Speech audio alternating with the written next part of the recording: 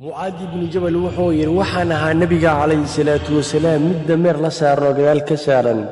مركز يقول معاذ ما قرنيس حق إلهي أو كلها دومنكيس إيا الدومنك حق كلين الله سبحانه وتعالى بلو في انت عدالة دي ولا ليال وحق الدوم كلها الله كلها يا الله حق كلها أدومكيس مركز معاذ كيري الله يا رسول كيس وما قرن رسول الله يوم markaasaa nabiga ku yiri calayhi salaatu wasalaam xaqa ilaahay oo adoomanka ku leeyahay waxay tahay inay kaligii caabudaan aysan waxba la wadaajin ilaahay subxaanahu wa tacaala adoomankuna xaqii allah ku leeyahay waxay tahay inuusan cadaabin ciddan ilaahay subxaanahu wa tacaala cid kale aan la galabgelin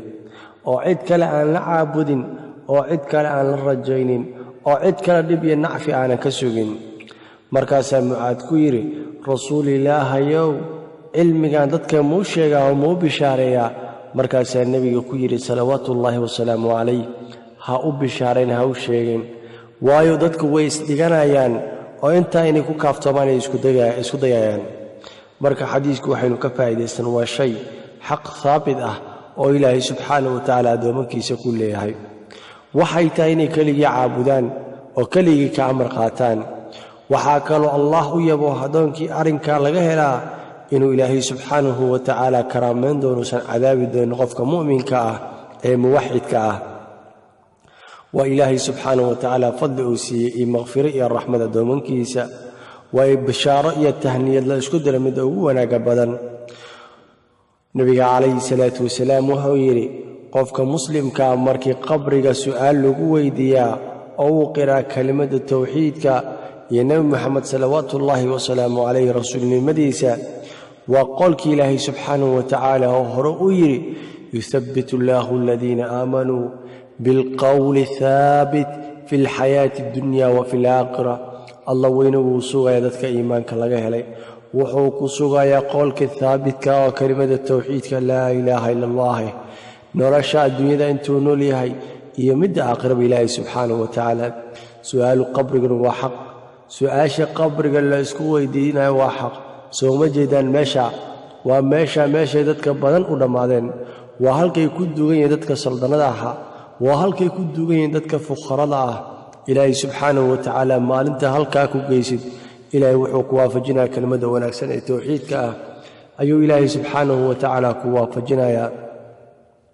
أنس رضي الله عنه وحو نبي كوري عليه الصلاة والسلام إنه يري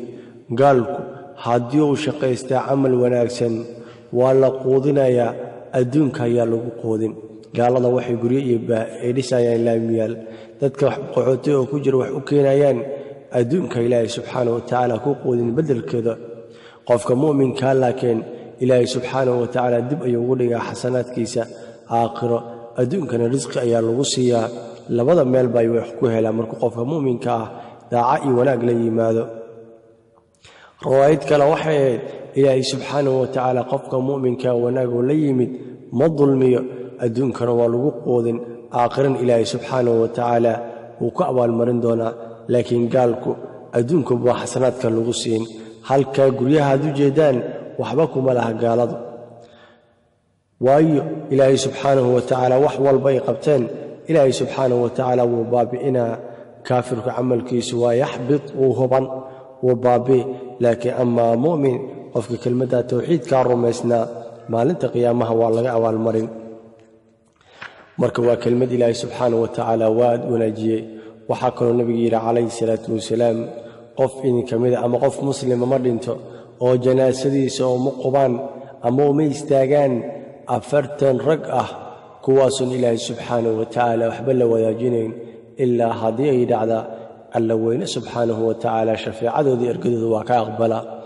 جنازة أفرت تكبيراته اللي قد كنايو وحي لم يتهي الشفاعة إلهي سبحانه وتعالى لقوقينايو وإلهي سبحانه وتعالى لليهي وأضون كاغي ويلكيسي وأضون تاذا ويلكيذا أما قبل إذا إلهي يمانتون حريصة رحمة هذا أيو رجينا يا وحكى النبي عليه الصلاة والسلام maalinta qiyaamaha qofka muslimka qofka yahuudiga ah ama gaalka ah ayuu fikaak u yahay naarta iskaga furanaa waayo maalinta qiyaamaha ilaahay subxaanahu wa tacaala dadka muslimiinta waa la soo dhoweyn ilaahayna subxaanahu wa tacaala naxariistiisa dembiyadooda waa loo dhaafay laakiin qofka yahuudiga ee nasaariga ah waxaa fikaag looga dhigayaa lagu furanayaa naarta kuwa dadka muslimiinta ah nabiga calayhi salaatu wasalaam min xadiisi abaa hurayra wuxuu yidhi axad ma jiro mansilkiisa janno ayuu